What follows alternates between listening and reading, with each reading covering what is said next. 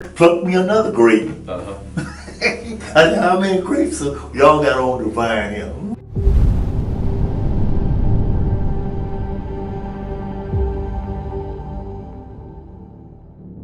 In 1980, John Wayne Gacy was found guilty of 33 counts of murder. In an interview before his execution, he chillingly said, "The dead won't bother you. It's the living you gotta worry about." And besides, the dead won't bother you. It's the living you gotta worry about. He was talking about his victims, but ironically, it was more of a statement about serial killers like himself. No matter where you go in the world, you're likely to encounter both good and evil. In this video, we're focusing on the latter and taking a look at some of the worst serial killers to ever walk the earth. Many on this list you may have never heard of, and going by country, we'll rank the worst killers by confirmed kill count, though some have confessed to taking more lives than they were convicted of. We begin with our grisly tour in Mexico. Fernando Hernandez Leyva terrorized the southern states of Mexico throughout the 80s and 90s, leaving a trail of 33 confirmed victims but confessing to as many as 137 murders. Not much is known about Leyva's childhood, or why he grew up to be such a violent man. Even more confusing is the fact that his victims ranged widely in age, gender, and social status. He also used different methods to kill, including stabbing, strangling, and shooting his victims. This lack of a consistent pattern baffled authorities for years and delayed his capture. Thankfully, after escaping from prison not once but twice, Leyva was arrested for good in 1999 following a huge manhunt. During his trial, the killer's cold demeanor and shocking confessions stunned the nation. It was revealed that he had often lured his victims with deceit, earning their trust before ending their lives. Many of Leyva's crimes were likely motivated by robbery, as he frequently stole from his victims, although some of the murders appear to be acts of pure violence without any clear financial motive. A psychological examination would later conclude that he had a psychopathic personality and had killed to satisfy his personal needs.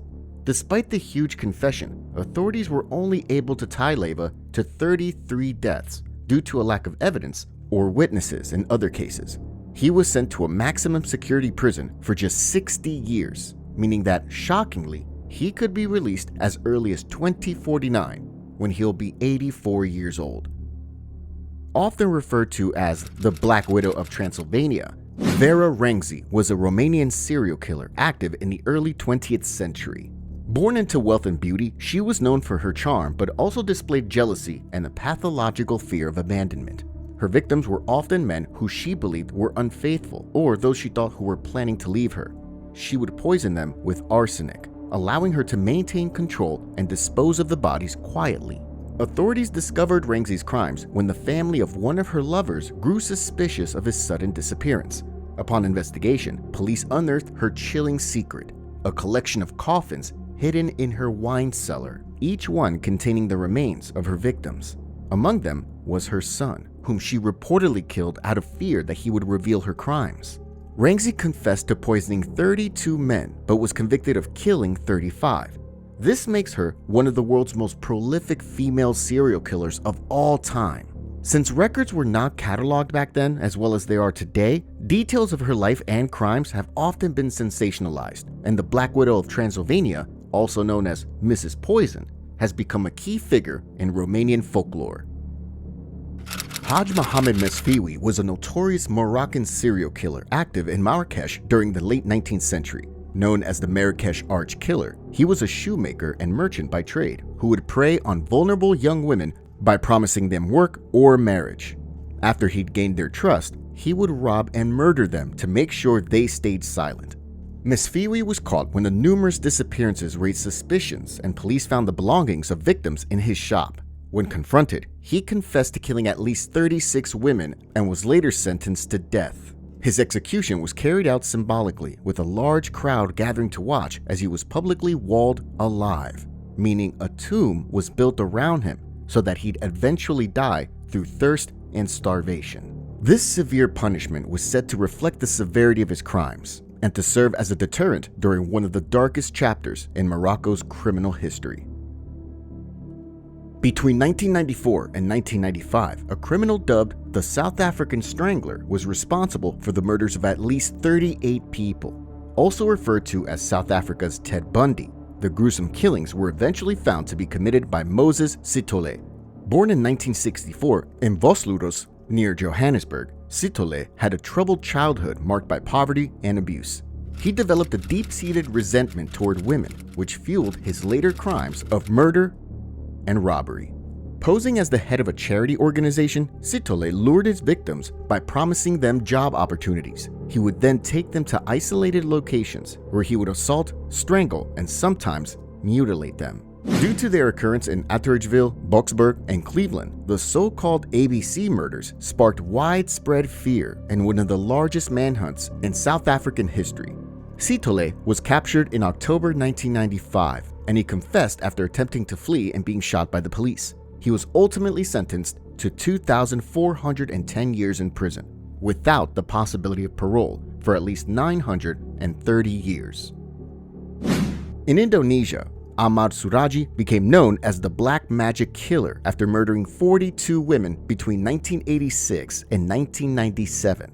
Surji, a cattle farmer and self-proclaimed shaman, he claimed his murders were part of a ritual to gain supernatural powers. He targeted female clients who came to him seeking guidance, prosperity, and help with personal problems.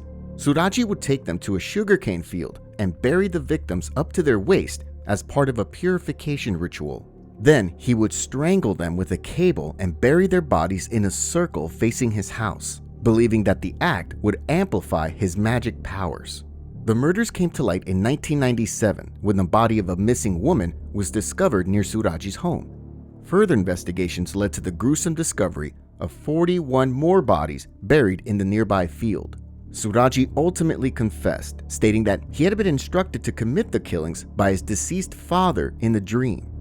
He believed that if he wants to get his powerful, he must kill 70 women. It's a twisted belief, and he must swallow the saliva from his victim. He showed little remorse, and in 1998, he was convicted of murder and sentenced to death. His execution was carried out by firing squad in 2008. The United States has produced the most serial killers by a huge margin, with over 3,600 known cases on record.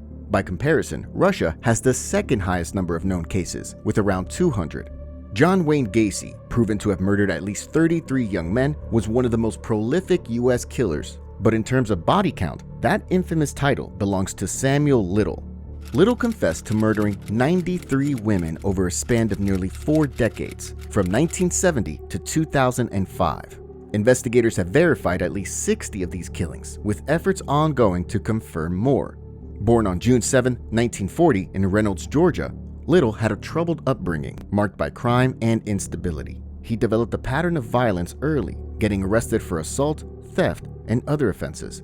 At the age of 30, he began targeting marginalized women, including sex workers and drug addicts, knowing that their disappearances would attract less attention. He knew which women would be not cared about. He knew which women would not be missed. He knew which women would be susceptible to his advances, either whether they're romantic or he was providing them drugs or providing them alcohol.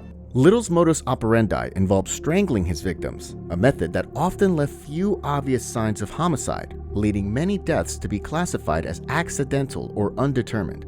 He also traveled extensively across the United States, exploiting gaps in law enforcement coordination to avoid detection. He was finally apprehended in 2012 on unrelated charges, and DNA evidence linked him to 3 cold case murders. In 2014, he was sentenced to life in prison without parole. While in prison, Little began confessing to a staggering number of killings, providing detailed recollections and even hand-drawn sketches of his victims. He died while incarcerated on December 30th, 2020, at the age of 80. Abul Jabar was another serial killer who murdered his victims by strangling them. Dubbed the Afghan Strangler, he was active in Afghanistan during the 1970s and 80s. Jabar would target his victims in remote areas, preying on unsuspecting men and boys whom he could overpower. He would then strangle them using a turban.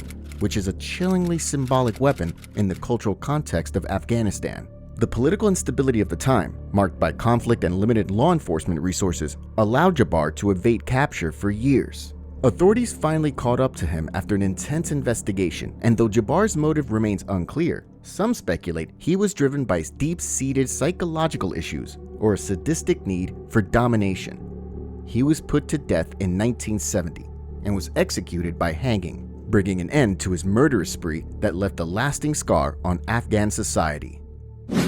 The ghost of the Kanat Wells, real name Hoshang Amini, was a notorious Iranian serial killer who preyed on victims in the city of Bahraman from 1954 to 1962. Few details are known about his background, motivations, or eventual capture, but he is known to have killed at least 67 people. His macabre nickname stems from his method of decapitating victims after their deaths and disposing of their bodies in Kanat wells, ancient underground water systems used for irrigation and drinking water. His crimes often involved accomplices who helped him in luring victims or disposing of the bodies. Before being publicly hanged in 1963, Amini told journalists that killing him would not solve anything and that there were 3,000 people like him in Tehran. Yang Xinghai was the monster killer of China who was responsible for a series of horrifying murders and assaults between 1999 and 2003. Born in 1968 in Henan province, Yang grew up in poverty and was known for his introverted yet intelligent personality. After a troubled youth, including multiple prison sentences for theft and assault, he embarked on a spree of violence that claimed at least 67 lives. Yang targeted rural homes, breaking in at night and attacking entire families using tools such as hammers and axes. His brutality often left no survivors, and he showed no remorse for his actions. He later admitted that killing gave him a sense of satisfaction and that he felt disconnected from society, which he blamed for his personal failures. Police apprehended Yang in 2003 during a routine police inspection. His DNA matched evidence from multiple crime scenes, cementing his link to the murders.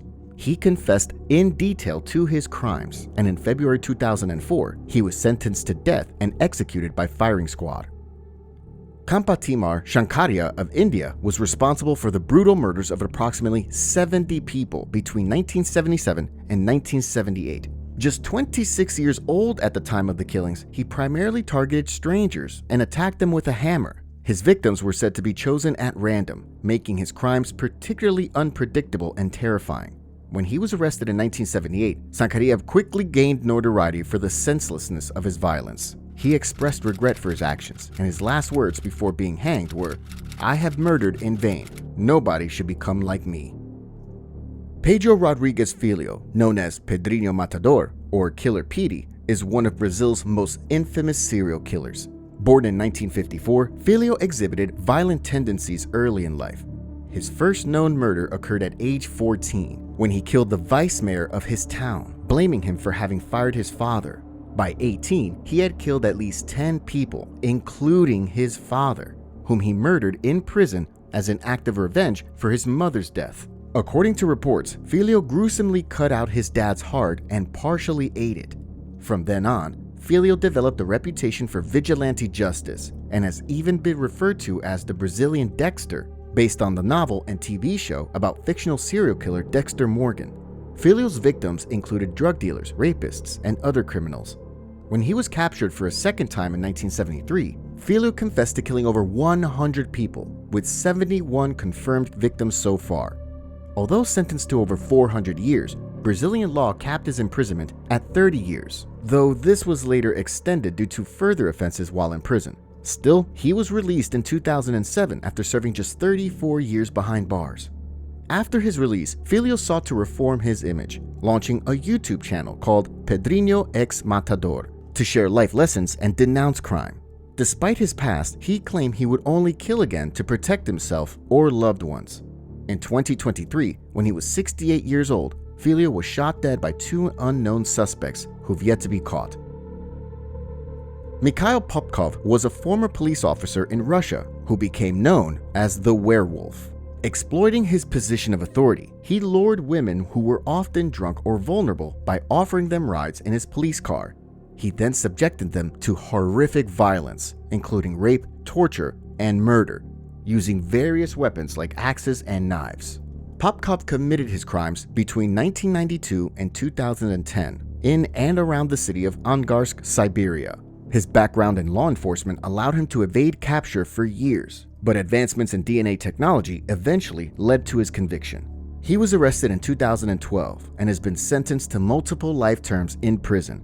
His total known victim count currently stands at 83, though the real number is likely higher as he continues to confess to more murders while behind bars. Niels Hogel was a former nurse in Germany who was convicted of murdering 85 patients, though authorities suspect his actual kill count could be as high as 300. Hogel worked at 2 hospitals between 2000 and 2005, where he deliberately administered non-prescribed drugs to patients, inducing life-threatening conditions. He would then attempt resuscitation to display his medical skills and gain admiration from colleagues. Tragically, many of these attempts failed, resulting in patient deaths. Investigations revealed a pattern of suspicious fatalities during his shifts, ultimately leading to his arrest in 2005. Convicted of 2 murders in 2008, he later faced additional charges and in 2019 received a life sentence for 85 proven murders. The victims ranged in age from 34 to 96, and the scale of his crimes was only uncovered through exhumations and toxicology tests, though many potential cases remain unsolved due to cremations.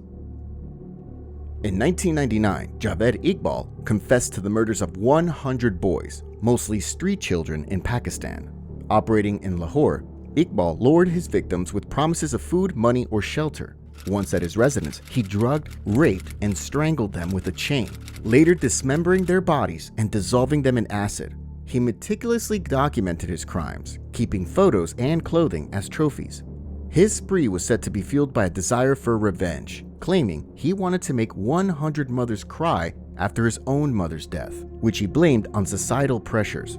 Despite multiple earlier interactions with law enforcement, his crime went unnoticed for years until he mailed a confession to police, which led to his arrest. Iqbal was sentenced to death in 2000, with the judge ordering that he be executed in a manner mirroring his crimes. You will be strangled to death in front of the parents whose children you killed, and your body will then be cut into 100 pieces and put in acid, the same way you killed the children, the judge said. However, before the death sentence could be carried out, Iqbal was found dead in his prison cell under suspicious circumstances, indicating that he may have died at the hands of another prisoner or a guard. Luis Garavito, known as La Bestia or the Beast, was a Colombian serial killer and one of the most prolific in history. Active during the 1990s, Garavito targeted vulnerable boys aged 6 to 16, luring them with promises of money or gifts. He posed as trustworthy figures such as priests or farmers to gain their trust, taking them to remote areas where he tortured, raped, and killed them. He often mutilated his victims' bodies, leaving mass graves that later shocked investigators. Garavito's arrest in 1999 came after police linked evidence from a crime scene to him, including glasses and other personal items. His trial revealed the extent of his shocking acts, leading to a conviction of 138 murders and a sentence exceeding 1,800 years. However, due to Colombian legal limits, his imprisonment was capped at 40 years, with the potential for further reduction for cooperation. While in prison, Garavito provided details about his crimes, helping authorities recover victims' remains. Unbelievably, this made him eligible for parole after serving just 22 years. His potential early release caused public outrage in Colombia, sparking calls for stricter sentencing laws for heinous crimes. To many people's relief, Garavito died from cancer in 2023 at age 66, the same year he could have been paroled and set free. Harold Shipman, often dubbed the Doctor of Death, is considered one of history's most prolific serial killers. A trusted British doctor, Shipman murdered at least 215 of his patients, though some estimates suggest his victim count could exceed 250. His killing spree began in 1975 and continued until his arrest in 1998. Shipman's method was chillingly consistent. He administered fatal doses of diamorphine, typically to elder women under his care.